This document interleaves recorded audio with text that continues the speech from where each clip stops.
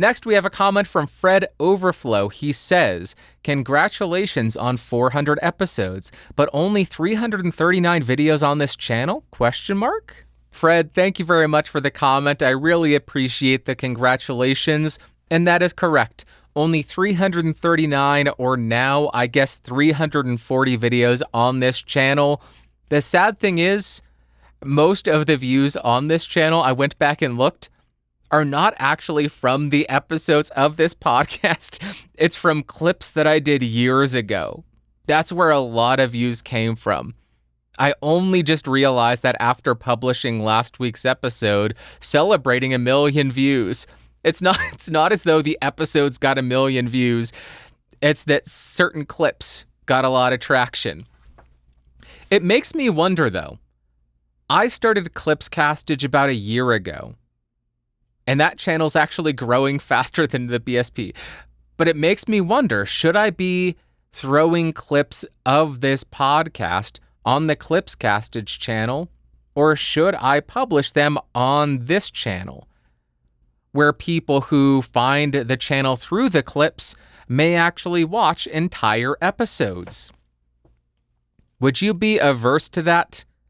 I know people are very particular about their subscription feeds, and if there were 4 or 5 videos a week from this channel, 4 of which were redundant, I know it may drive some of you crazy, so let me know what your thoughts are there.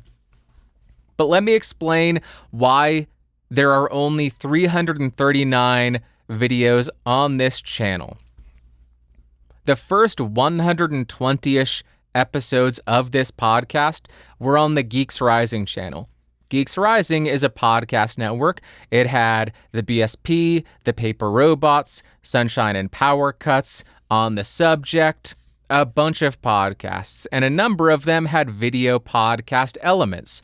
So we essentially threw all of our podcast episodes on that channel. The thought process there, hey, if somebody comes by for the Paper Robots, maybe they'll be interested in the Bandrew Says podcast and check it out. The theory checks out, but once you actually implement that, doesn't really work that way because of the algorithm. And around 2017, 2018, I really started to notice that, and notice that variety channels were not doing too well. So to try to ensure our podcasts would do well, we decided to split our shows off onto their individual channels, or to separate channels so that the subscription feeds weren't convoluted, weren't confusing for people. Hey, I subscribed to the BSP. Why am I getting the Paper Robots talking about comics? Hey, I subscribed for comics. Why is this guy ranting about social media? To remove that confusion, we went our separate ways. Still a podcast network, just not the same YouTube channel. For episode 121 to 124 or 125, I put episodes on the Podcastage channel. Reason I did that, I had been getting comments enunciate where people say, "OMGs, dude, I had no idea you had a podcast. How cool is this?" I wanted the podcast to grow more, so I figured, hey, I have an audience on Podcastage. Why not put up podcasts there? They're helpful to people. There is some function to them. It's samples of long-form spoken word content on different microphones. That's important to hear if you're researching a microphone.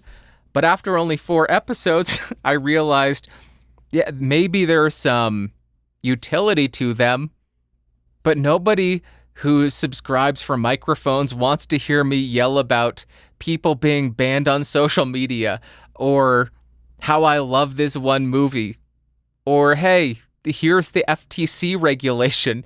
Nobody gave a heck. So instead of continuing to publish the podcasts to that channel, and again, potentially harm the performance of everything else on that channel, I opted to start the BSP. And that is where this show has been since 2018, I think. And for a little while, I was uploading clips of this show to this channel. And as I mentioned, some of those clips are the highest viewed videos on this channel.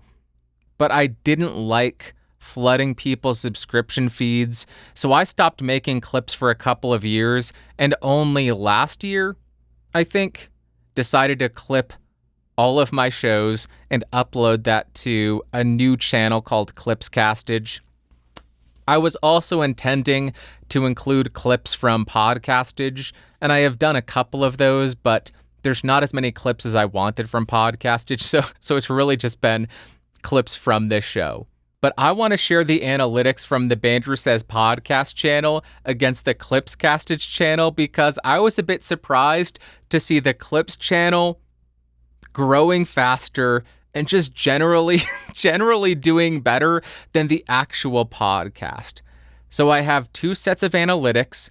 I will have a couple of graphs up on screen if you are watching the video version of this show. If you want the video version, go to bandrewsays.com. I have the audio and video for every single episode listed there. Did I say bandrewsays.com? bandrewsays.com. That's the correct URL. Looking at the analytics between the two channels over the last 90 days, the Clips channel has more views, has more subscriber growth, and has a better click-through rate. The only worse analytic is watch time, which makes a lot more sense or the average watch time, watch duration, because podcast episodes are 30 to 45 minutes typically. The clips on the Clipscastage channel are 5 to 10 minutes max. I think there have been a few sorry for burping. I think there were a few instances where a video was 15 minutes, but most of them are 5 to 10 minutes. But what I found most interesting was diving into the audience analytics because this shows us new viewers and returning viewers. On the BSP, the returning viewers provide the majority of views on this channel, while new viewers are relatively consistent and relatively low. With Clipscastage, that is inverted. We get a ton of views from new viewers, and the returning viewers are much lower. So I don't know which one is better. I don't know which one is worse. I like having the consistent views on this podcast because it is the same people coming back, and that is amazing. The fact that people are willing to come back week after week and watch an episode, the fact that you choose to do that, I am honored that you do that. It's just an entirely different channel function, I suppose. If the people watching your video are returning viewers, your subscribers are going to be low. There's minimal growth there. If your views mainly come from new viewers, people who have never watched you before, the opportunity for subscriber growth is much, much higher. I just find that fascinating. So that's what led to me thinking, should I throw clips on this channel because the clips are what draw in potential new viewers? Or would that be too obtrusive to you? Would that be too annoying? Would you say, heck this, unsubscribe? Let me know. I appreciate the congratulations and allowing me to get on my soapbox, talk about the strategy of this podcast for the last 9 years, and talk about analytics.